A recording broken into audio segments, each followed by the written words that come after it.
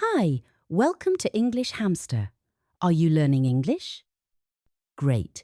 Here we learn through stories. They are simple and interesting. You can improve English while learning knowledge. Remember to subscribe, like and comment. Let's get started. Chapter 1, Introduction to World War II.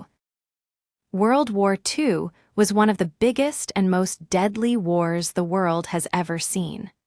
It started in 1939 and lasted until 1945, changing the course of history.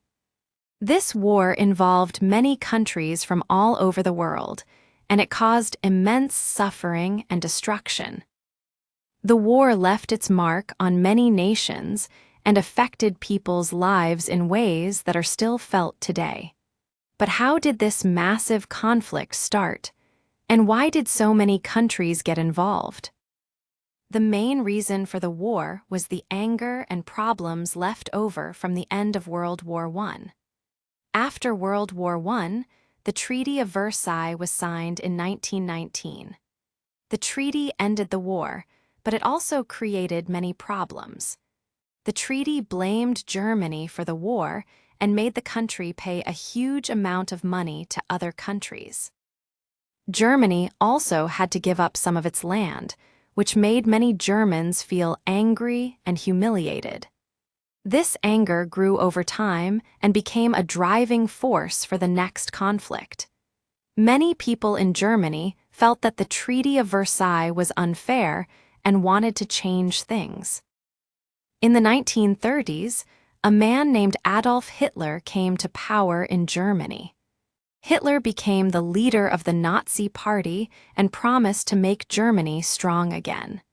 He wanted to rebuild Germany's army and take back the land that had been lost after World War I. Hitler believed in a dangerous idea called racial superiority, which said that some races were better than others. He wanted to create an empire where the so-called superior people would rule over others. Many Germans supported him because they were unhappy with their situation and hoped he could fix their problems. But Germany was not the only country with leaders who wanted more power. In Italy, a man named Benito Mussolini became the leader of the country in the 1920s. Mussolini believed that Italy should have a strong empire, and he wanted to take control of more land. Like Hitler, Mussolini believed that violence and war were ways to make his country stronger. In Japan, leaders also wanted to expand their country's power. They began invading other countries in Asia, including China, to take control of more land and resources. These leaders shared the same goal: to expand their country's power by taking over other nations. They were not interested in peace or cooperation. They were focused on building empires. Their aggressive actions created fear and tension in many parts of the world, and they made it clear that they were ready for war. In the years before the war, many countries tried to avoid conflict. After World War I, countries like Britain, France, and the United States wanted to make sure that a war like that would never happen again. They set up organizations like the League of Nations to promote peace and solve problems without fighting. But these organizations were weak, and the countries did not always follow their promises. Many countries were more interested in protecting their own interests, and this led to a lack of trust and cooperation between them. The situation became even worse because of the Great Depression in the 1930s. This was a time when many countries around the world faced severe economic problems.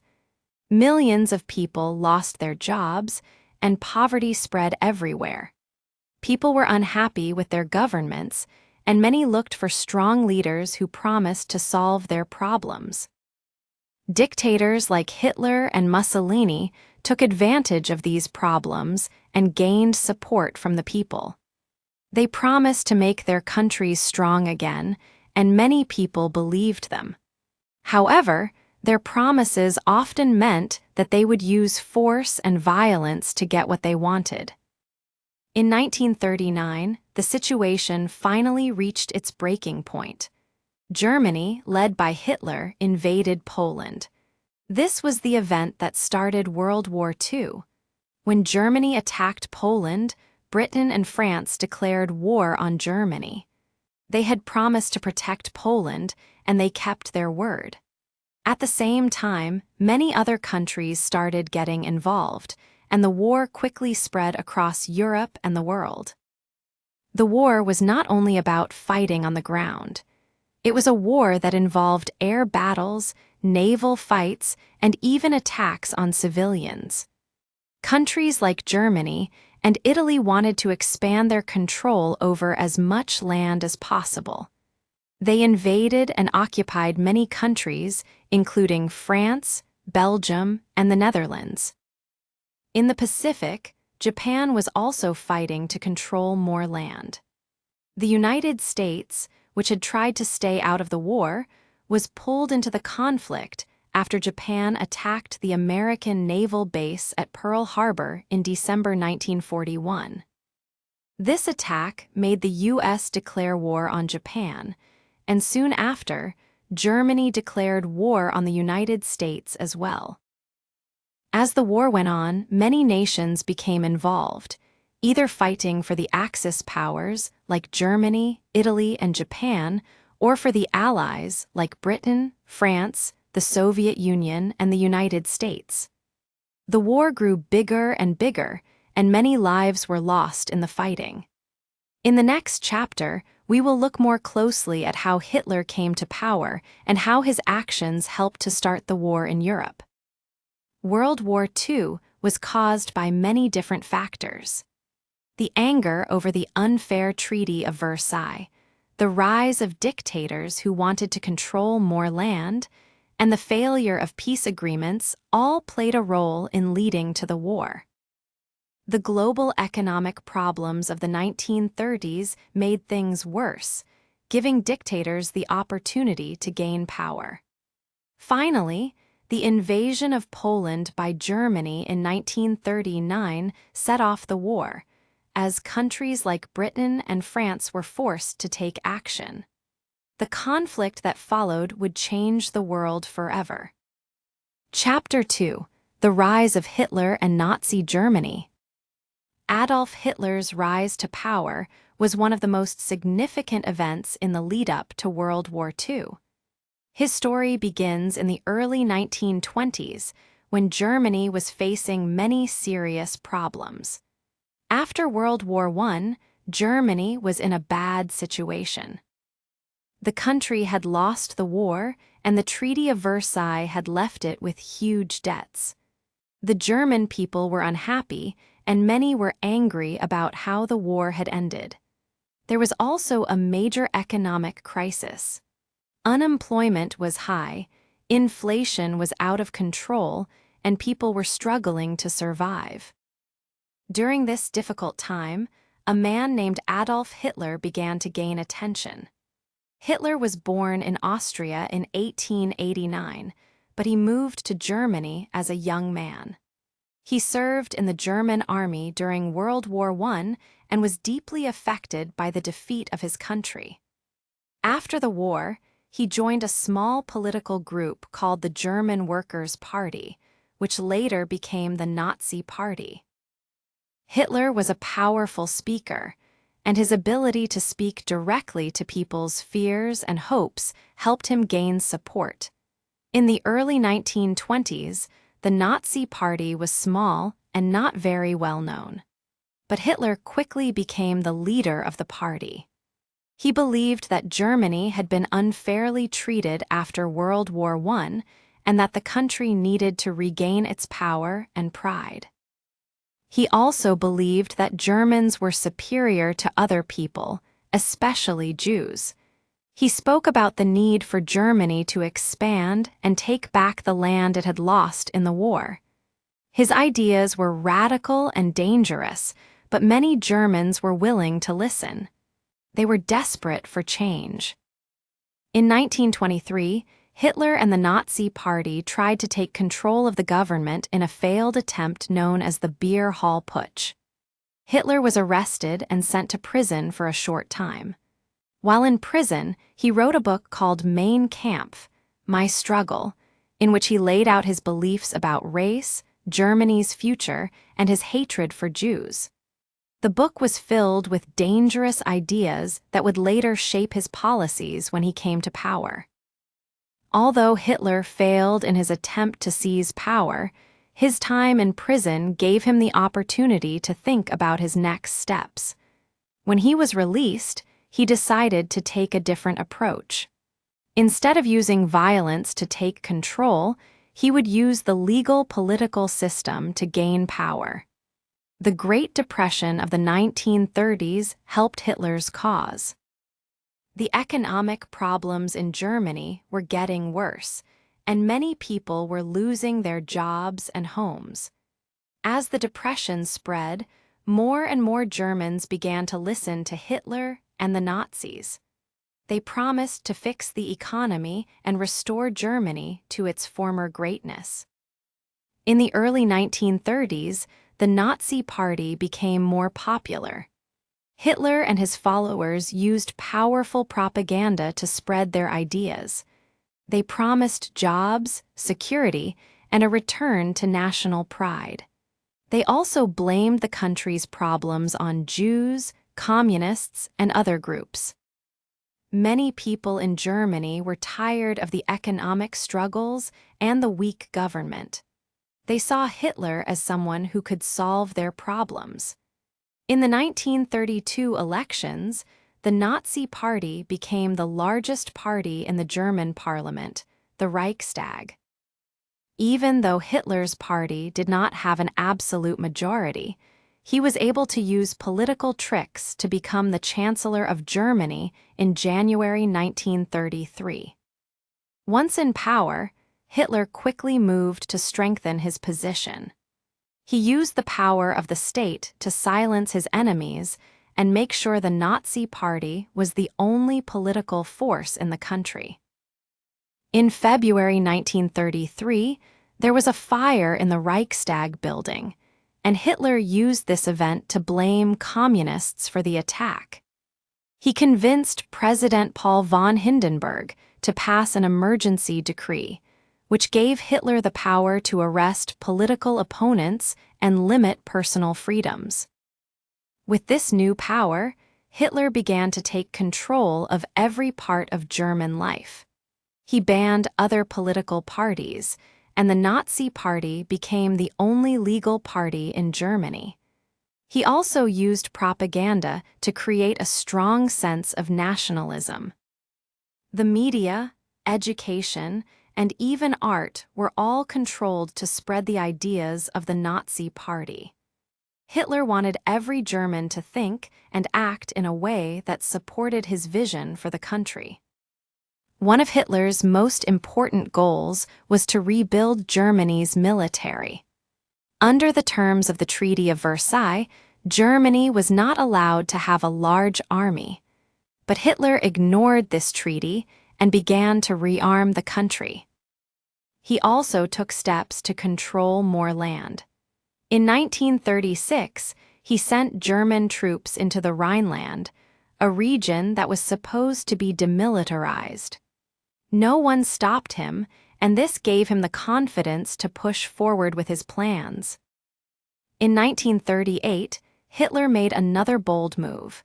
He demanded that Austria be united with Germany in what was called the Anschluss Union. The Austrian government agreed, and Hitler's army marched into Austria without any resistance. This was the first step in Hitler's plan to expand Germany's borders and create a larger empire. But Hitler did not stop there. He turned his attention to Czechoslovakia, where there was a large German-speaking population. In 1938, he demanded that Czechoslovakia give up the Sudetenland, a region with many ethnic Germans.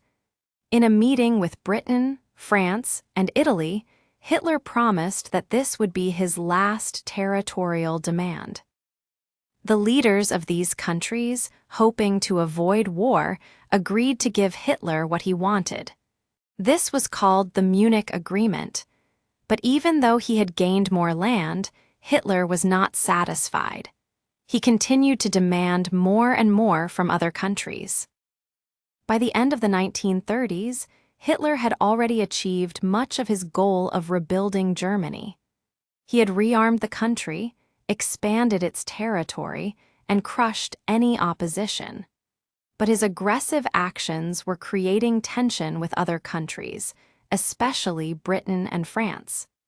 These countries could see that Hitler's ambitions were not going to stop, and they began to prepare for the possibility of war. Hitler's rise to power was a dangerous moment in history.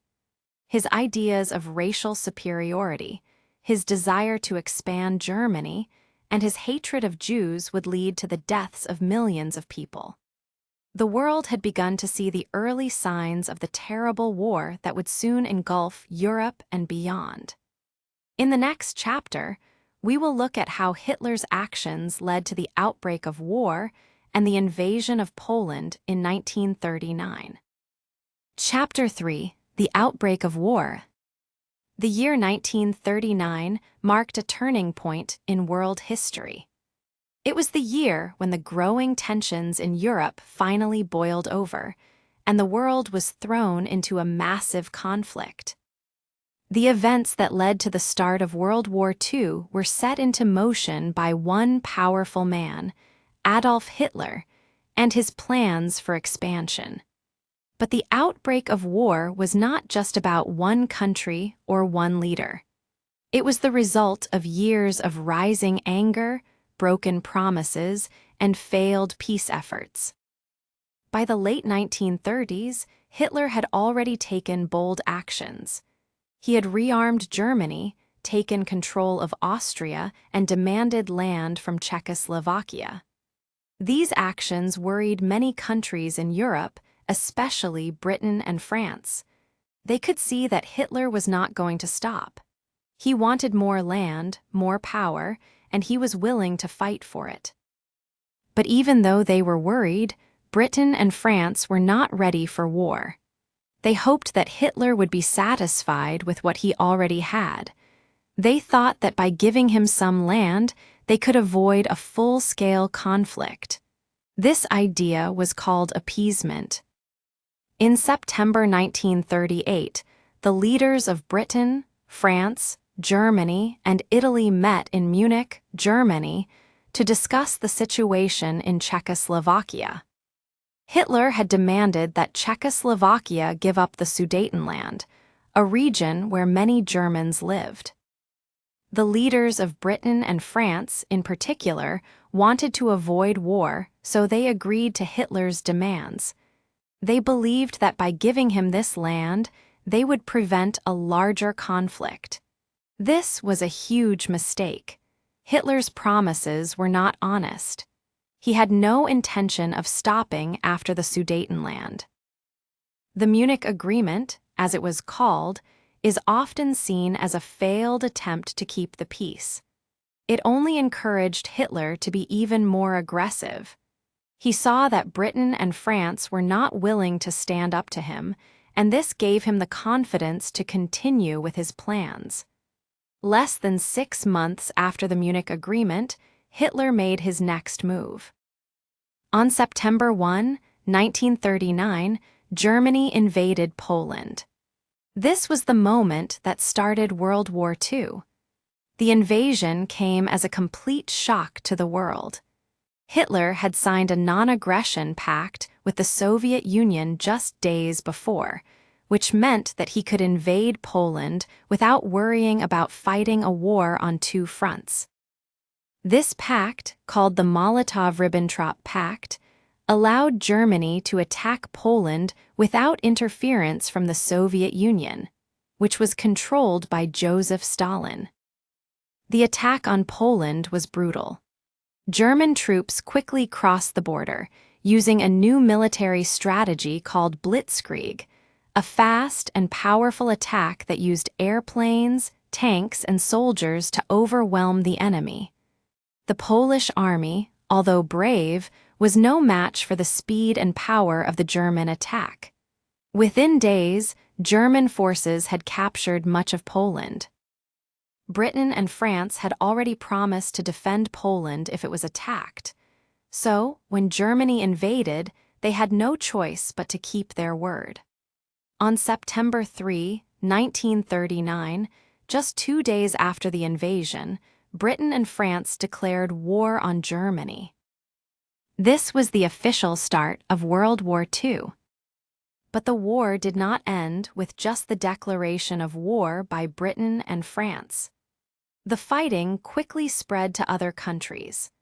The Soviet Union, after the Molotov-Ribbentrop Pact, took advantage of the situation and invaded Poland from the east, dividing the country with Germany.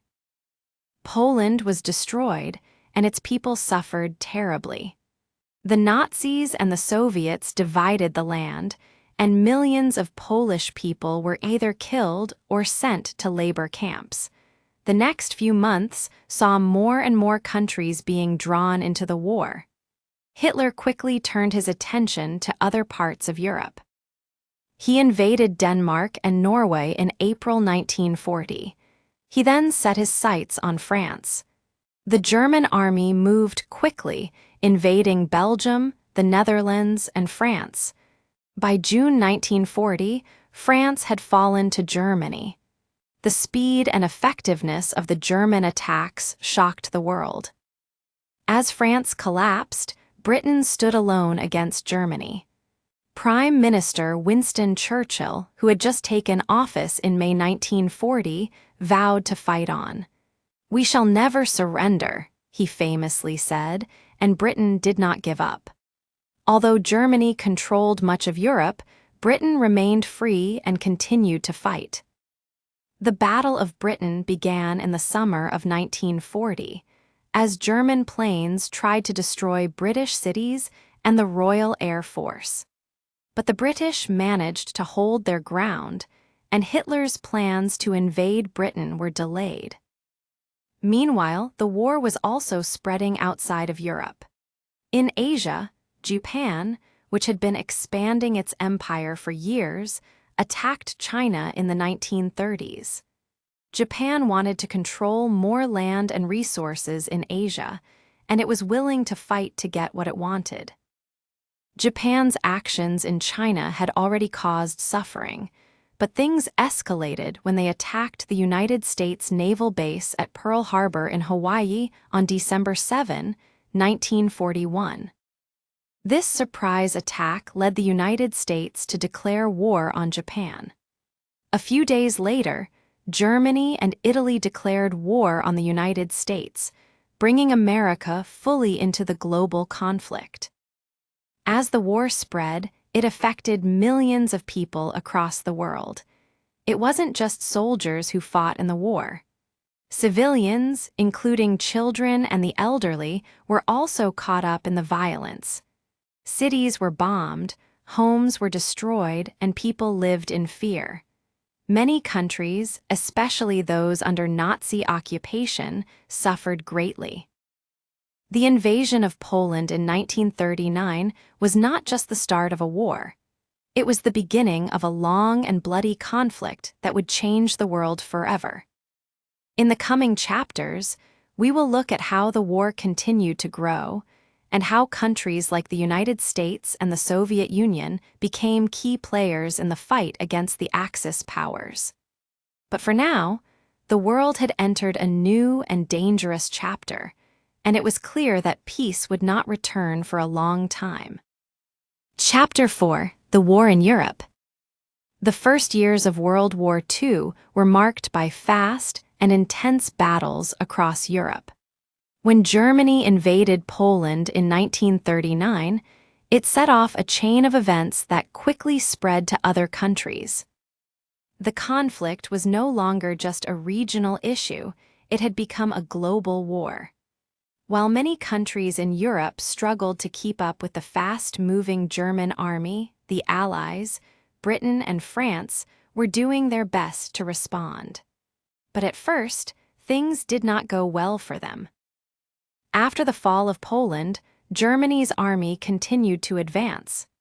With lightning speed, the Nazis took over more land, using their new military strategy called blitzkrieg. This strategy was designed to be fast and overwhelming. German planes bombed cities, tanks rolled across the land, and soldiers quickly advanced, making it difficult for their enemies to fight back. In April 1940, Germany began its invasion of Denmark and Norway. Both countries were small, and their defenses were weak. Germany's goal was to control the Scandinavian region and make it harder for Britain to supply its forces in Europe. The attack on Norway, in particular, was successful because of the German Navy's control over important sea routes. By the middle of 1940, Germany had control of both countries. But it was France that became the main focus of the German army. Hitler had long wanted to conquer France, and by May 1940, he was ready. France had strong defenses, including the famous Maginot Line, a series of fortifications along the border with Germany. But the Germans did not attack directly along this line. Instead, they took a different route, invading through Belgium and the Netherlands. This allowed the German forces to avoid the strong French defenses and quickly move into northern France. The speed of the German invasion was shocking. The French army, along with its British allies, tried to stop the German advance, but they were outmatched. The German soldiers were well trained, and their tactics were more effective than those of the Allies. Within weeks, German forces had surrounded the French and British armies, trapping them in a small area near the coast. This became known as the Dunkirk evacuation. In a desperate attempt to save as many soldiers as possible, Britain sent hundreds of ships, including civilian boats, across the English Channel to rescue the trapped soldiers. It was a remarkable escape, but it was also a sign of how badly the Allies were losing the war at that time. By June 14, 1940, the German army had entered Paris, and France was officially defeated. The country was divided into two parts. The north was controlled by Germany, while the south was ruled by a puppet government called the Vichy government, which collaborated with the Nazis. The fall of France was a huge blow to the Allies. It left Britain as the only major power in Europe still fighting against Germany. But despite this defeat, Britain did not give up. Winston Churchill, the new Prime Minister, gave a famous speech in which he promised that Britain would never surrender. "We shall fight on the beaches, we shall fight on the landing grounds, we shall fight in the fields and in the streets," Churchill said. He inspired many British people to keep fighting, even though the situation looked hopeless. Germany now controlled most of Western Europe, but Britain stood alone, with only the English Channel separating it from the Nazi forces. In the summer of 1940, Germany turned its attention to Britain. Hitler believed that Britain could be forced to surrender if it was attacked from the air. This led to the Battle of Britain, which began in July 1940. German bombers and fighter planes attacked British cities and airfields, trying to destroy the Royal Air Force and break the will of the British people. It was the first major military campaign fought entirely in the air. The Battle of Britain was one of the first turning points in the war. While the Germans had the advantage in terms of numbers, the British had several advantages of their own. The RAF pilots, many of whom were young men, fought bravely to defend their country. They also had radar, which helped them spot German planes early. In addition, Britain's civilian population was prepared for the attacks. People took shelter in air raid shelters, and many cities, including London, were heavily bombed. Despite the heavy damage, the British refused to give up. Over time, the RAF was able to push back the German bombers, and Hitler's plan to invade Britain was abandoned. While Britain fought to survive, Germany was not finished with its plans in Europe. The Nazis also looked to the Balkans for expansion. By 1941, Hitler turned his focus to Greece and Yugoslavia, two countries in southeastern Europe. After the German invasion, both countries quickly fell under Nazi control. In the same year, the German forces prepared to invade the Soviet Union. This decision would prove to be one of Hitler's biggest mistakes. The plan to invade the Soviet Union was called Operation Barbarossa, and it was launched on June 22, 1941. At first, the Germans made rapid progress, advancing deep into Soviet territory.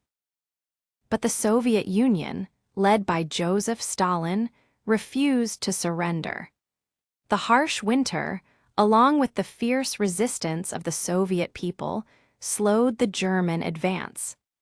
The battle for the Soviet city of Stalingrad became one of the bloodiest in history and marked the beginning of Germany's decline on the Eastern Front.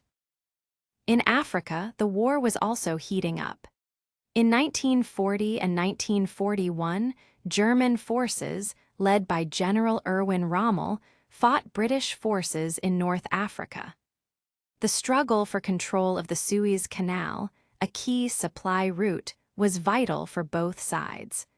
While Rommel's forces made some gains, they were eventually defeated by the British. Despite the early successes of Nazi Germany, the war in Europe was far from over. By 1941, Germany had taken control of much of Europe, but it was facing serious challenges. The fighting in the Soviet Union had become brutal, and Britain was still standing strong. The war in Europe was about to take a new turn, one that would involve more countries, more battles, and ultimately, a change in the balance of power. As the war in Europe raged on, the world was changing. Countries that had once been neutral were now forced to choose sides. The war had already reached every corner of the continent, and the future of Europe was uncertain. In the next chapter, we will see how the war expanded even further as the United States joined the conflict and the balance of power began to shift. Chapter 5: The War in the Pacific. While Europe was struggling under the weight of war, the situation in the Pacific was becoming just as dangerous. The conflict in the Pacific had started long before the attack on Pearl Harbor in 1941. Japan, driven by its desire for more power and resources, had been expanding its empire across Asia. The Japanese government, led by military leaders, believed that the country needed to control more land to secure its future. This expansionist attitude would eventually lead to a full-scale war between Japan and the Allies. In the 1930s, Japan began invading China. The Japanese saw China as a land rich in resources, which they believed would help their growing population and economy. In 1937, Japan launched a full invasion of China, and the brutal war that followed saw many atrocities committed by the Japanese army, including the infamous Nanking Massacre, where thousands of Chinese civilians were killed. The international community was shocked, but at the time, many countries were more focused on their own problems and did not take strong action against Japan. By 1940, Japan had already begun to expand its reach even further. It took control of several parts of Southeast Asia, including French Indochina, which is now Vietnam, Laos, and Cambodia. Japan's goal was to build a powerful empire that could control all of Asia, and it saw the European colonies in Southeast Asia as a key part of this plan. The Japanese leadership also looked at the resources in these colonies, especially oil, rubber, and tin, which they believed would be vital for their future. This rapid expansion worried the United States. The U.S. had been Japan's main trading partner, but Japan's aggressive actions in Asia, particularly its invasion of China, led to growing tensions between the two countries. In response to Japan's actions, the United States began to impose economic sanctions. They stopped selling Japan the oil and other materials it needed for its war effort. Japan, which relied heavily on imports for its resources, saw this as a serious threat to its plans. Tensions between Japan and the U.S. continued to rise. In 1941, Japan began making plans to strike back. The Japanese leadership decided that it needed to destroy the U.S. Pacific Fleet, which was stationed at Pearl Harbor, a military base in Hawaii. Japan hoped that by attacking and disabling the U.S. fleet, it could buy time to secure more territory in the Pacific without American interference. On the morning of December 7, 1941, Japan carried out a surprise attack on Pearl Harbor. Japanese bombers and fighter planes launched their attack, targeting American ships and planes on the ground. The attack was devastating. Over 2,400 Americans were killed, and many ships, including 8 battleships, were either sunk or badly damaged. The U.S. Pacific Fleet was temporarily crippled, but fortunately for the United States, many of its aircraft carriers were out at sea during the attack and were not damaged. The attack on Pearl Harbor shocked the American people and brought the United States into World War II. The very next day, President Franklin D. Roosevelt addressed the nation, calling December 7 a date which will live in infamy. He asked Congress to declare war on Japan, which they did almost immediately. Germany and Italy, Japan's allies in the Axis powers, declared war on the United States a few days later. Now, the United States was fully involved in the war. The attack on Pearl Harbor marked the beginning of the Pacific War, but the fighting between Japan and the Allies had already begun in other parts of Asia. As Japan continued its military campaigns across the Pacific, it quickly captured more land. Japan attacked the Philippines, a U.S. colony, and many other countries in the region, including Malaya and Singapore. The Japanese seemed unstoppable as they expanded their empire. But Japan's rapid success was not to last. The first major turning point in the Pacific War came in June 1942, just 6 months after the attack on Pearl Harbor. The United States and Japan met in a large naval battle called the Battle of Midway. Midway was a small island in the Pacific Ocean, and it became the site of a critical battle. The U.S. Navy, using codebreakers to anticipate Japanese movements, launched a surprise attack on the Japanese fleet. The battle was a huge victory for the United States. 4 Japanese aircraft carriers were sunk, which weakened Japan's ability to continue its expansion. The U.S. Navy began to push Japan back. Following the Battle of Midway, the United States began a strategy called island hopping, which aimed to capture key islands in the Pacific and use them as bases for further attacks. One of the most famous battles in this campaign was the Battle of Iwo Jima in 1945. Iwo Jima was a small island, but it was strategically important because of its location between Japan and the U.S. military bases. The battle was fierce, with both sides suffering heavy losses. The U.S. Marines eventually captured the island, but it came at a great cost. The battle became famous for the image of American soldiers raising the U.S. flag on top of Mount Suribachi. Another famous battle in the Pacific was the Battle of Okinawa, which took place in the spring of 1945.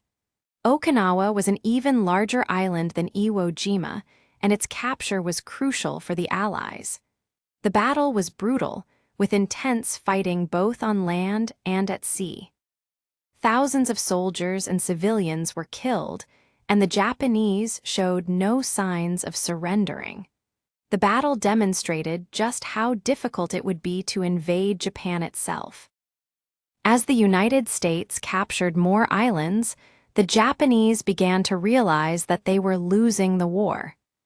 The United States had also begun bombing Japanese cities, causing widespread destruction.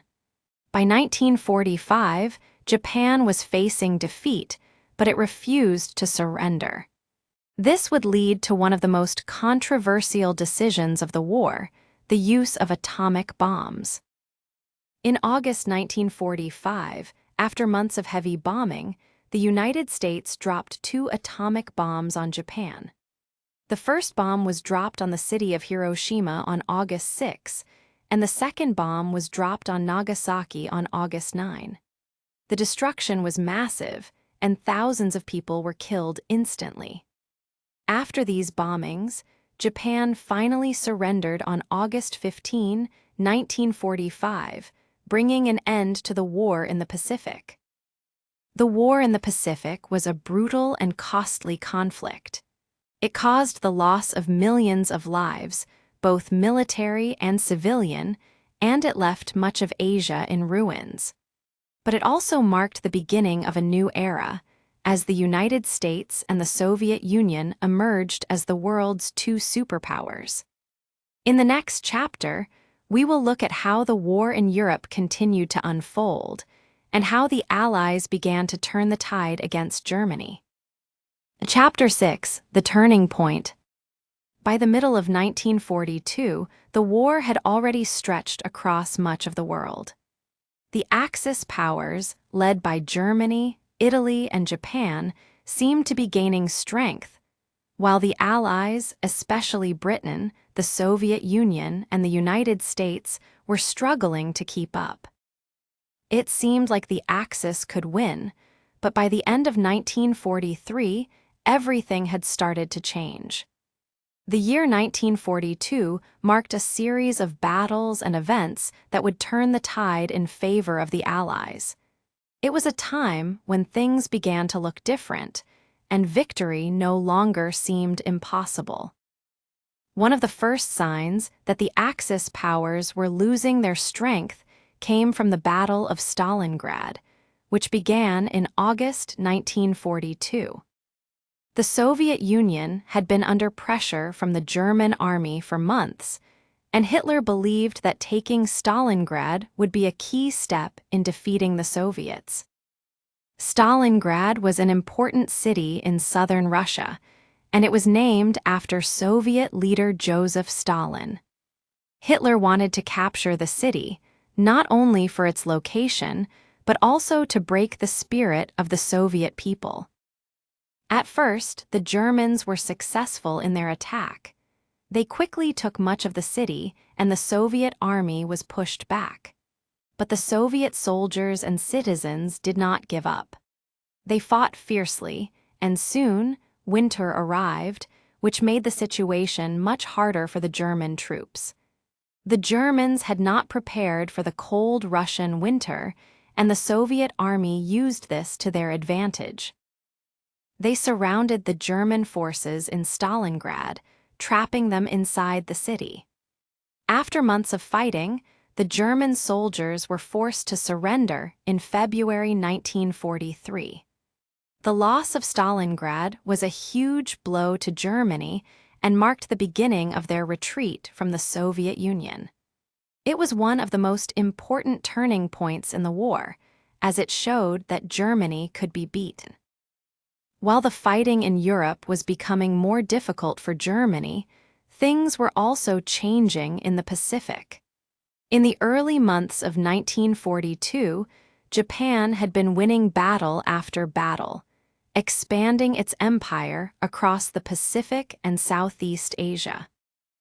However, the United States was starting to recover and fight back. The Battle of Midway, fought in June 1942, was another major turning point.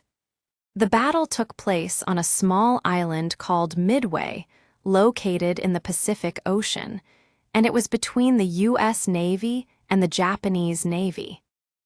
The Japanese had been planning to destroy the U.S. Pacific Fleet at Midway, just as they had done at Pearl Harbor. But the United States had broken the Japanese military code, and they knew about the attack in advance. The U.S. Navy set a trap and, using surprise, managed to destroy 4 Japanese aircraft carriers. This was a huge loss for Japan, and after this battle, Japan's naval power was greatly weakened. The United States now had the upper hand in the Pacific and would begin to push the Japanese back across the Pacific Ocean. While these battles were taking place in the East and the Soviet Union, the war in North Africa was also seeing major changes. The German General Erwin Rommel, known as the Desert Fox, had led the Axis forces to many victories in North Africa, especially in Libya and Egypt. Rommel's goal was to take control of the Suez Canal, which was an important route for supplying the British with oil and goods from Asia. But the British, under General Bernard Montgomery, managed to stop Rommel's advance at the Second Battle of El Alamein in October 1942.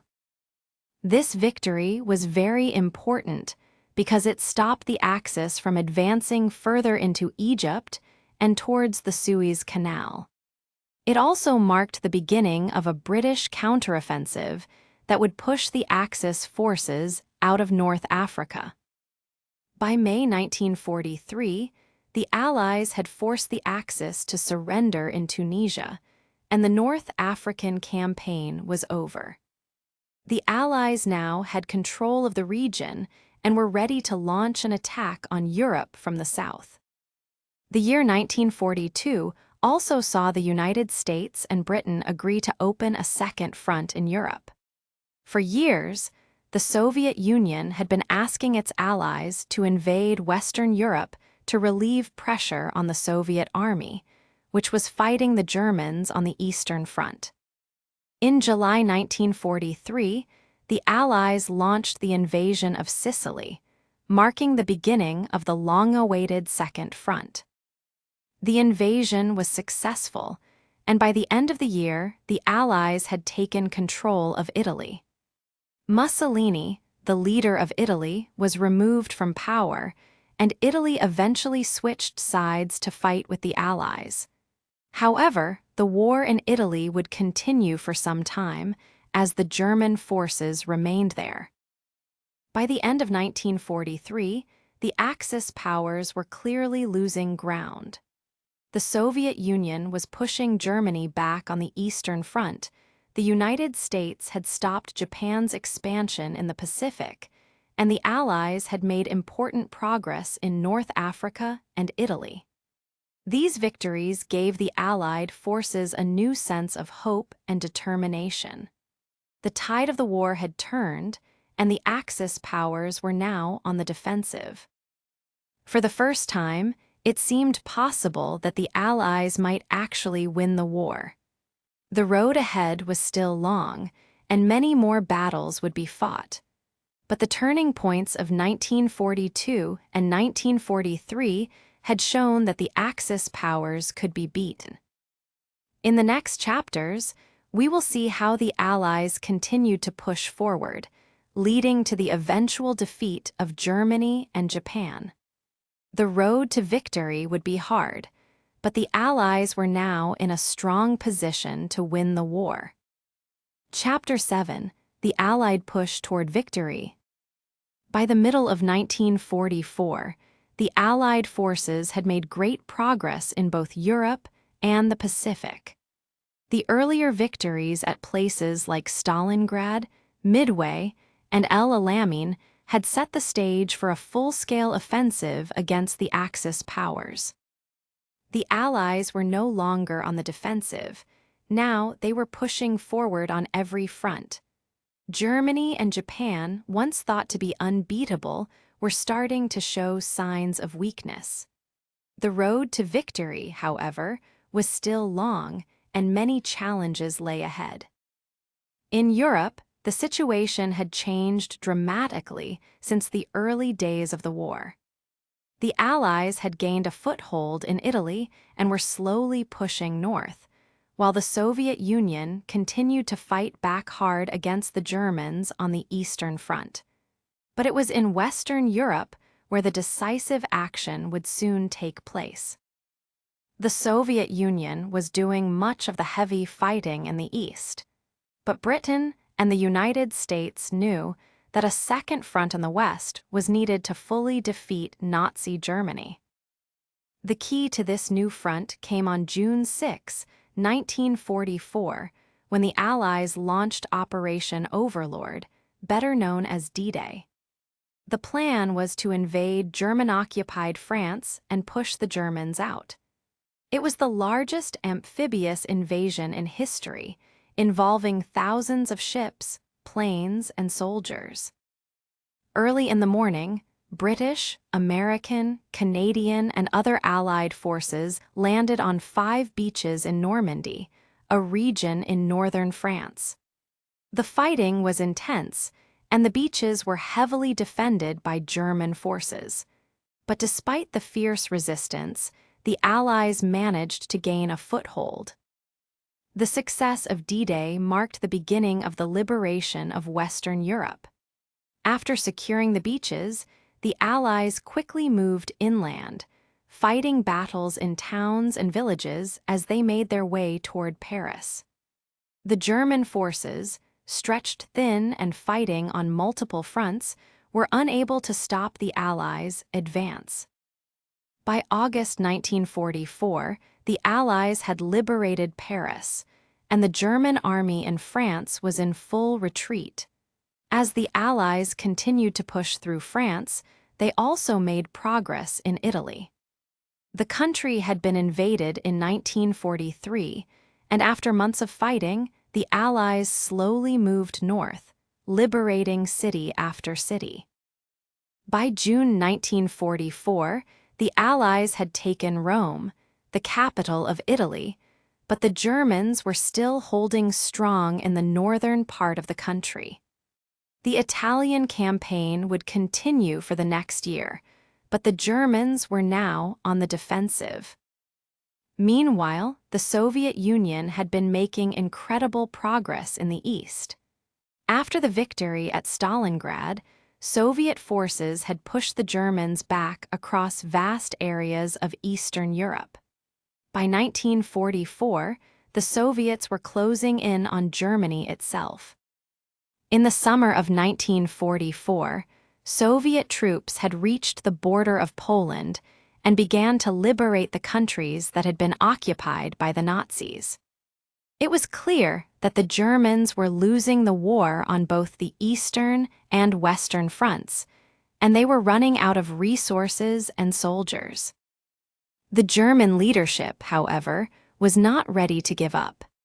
In December 1944, Adolf Hitler launched one last desperate attempt to turn the tide in the war. He ordered a surprise attack on the Ardennes forest in Belgium, a region where the Allies were weakly defended. The goal of the attack, known as the Battle of the Bulge, was to split the Allied forces and capture the key port of Antwerp. The Germans initially made some gains, but the Allies, despite heavy losses, were able to regroup and eventually push the Germans back. The battle was a costly failure for the Germans, and it marked the last major offensive of the war for Hitler. By the early months of 1945, the end of the war in Europe was within sight. The Allies continued their advance into Germany, and the Soviet Union launched its final offensive on the Eastern Front. In April 1945, Soviet forces reached Berlin, the capital of Nazi Germany. The city was heavily defended, but it was clear that the war was almost over. On April 30, 1945, Adolf Hitler, realizing that Germany had lost, took his own life in his underground bunker in Berlin. His death marked the end of the Nazi regime. On May 7, 1945, Germany officially surrendered to the Allies. The surrender was signed in Reims, France, and the war in Europe was officially over. The news of the surrender spread quickly, and people across Europe celebrated the end of the conflict that had brought so much suffering. But while the war in Europe was over, the fighting in the Pacific continued. Japan was still holding out, despite being pushed back by the Allies. The United States had already made significant progress in the Pacific, capturing important islands like Iwo Jima and Okinawa. But Japan was determined not to surrender. The United States knew that a full-scale invasion of Japan would cost many lives, both American and Japanese. A different strategy was needed to end the war quickly. In August 1945, the United States made the controversial decision to drop 2 atomic bombs on Japan. The first bomb was dropped on the city of Hiroshima on August 6, and the second was dropped on Nagasaki on August 9. The destruction was massive, and hundreds of thousands of people were killed or injured. The Japanese government, realizing that they could not continue the fight, finally announced their surrender on August 15, 1945. This event marked the official end of World War II. The war had lasted nearly 6 years and had caused the deaths of millions of people, both soldiers and civilians. Entire cities had been destroyed, and many nations were left in ruins. But the victory of the Allies in 1945 marked the end of one of the darkest periods in history and the beginning of a new world order. The war had changed the world in ways that were unimaginable at the time, and it would have lasting effects on the global balance of power, setting the stage for the Cold War and the rise of the United States and the Soviet Union as superpowers. The end of World War II brought relief to millions, but it also raised new questions about how to rebuild the world. In the years that followed, many countries began working together to create organizations like the United Nations, which aimed to prevent future wars and promote peace. The war may have ended in 1945, but its impact would continue to shape the world for many years to come. Chapter 8: The World After the War.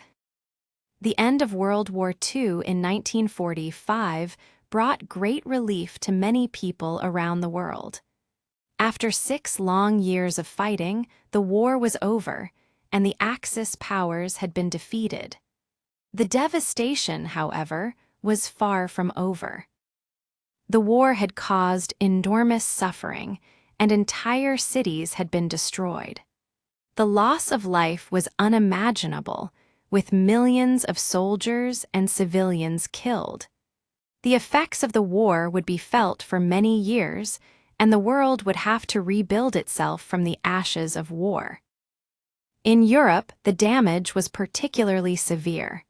Cities like London, Berlin, and Warsaw had been heavily bombed. Infrastructure was destroyed, and many families had lost their homes. The continent was in ruins, and it would take many years to rebuild.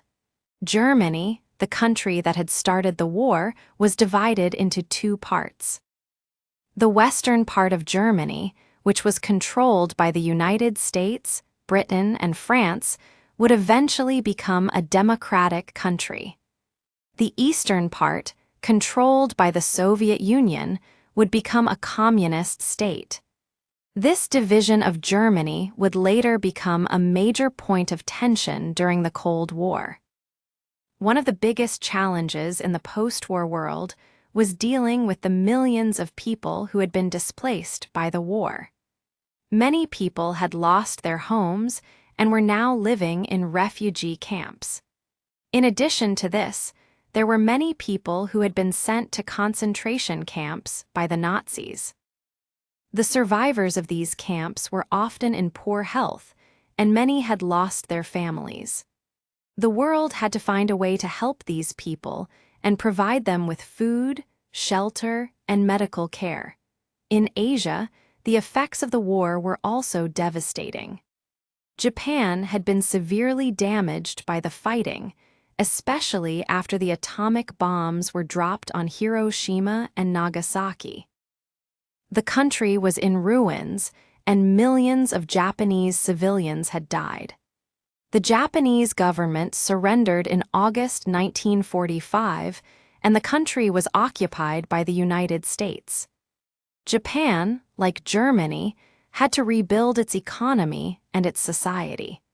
The American occupation helped guide Japan towards becoming a peaceful, democratic nation. After the war, the world faced new challenges. One of the most important was how to prevent another world war from happening. The leaders of the victorious nations realized that something had to be done to ensure that war would not break out again.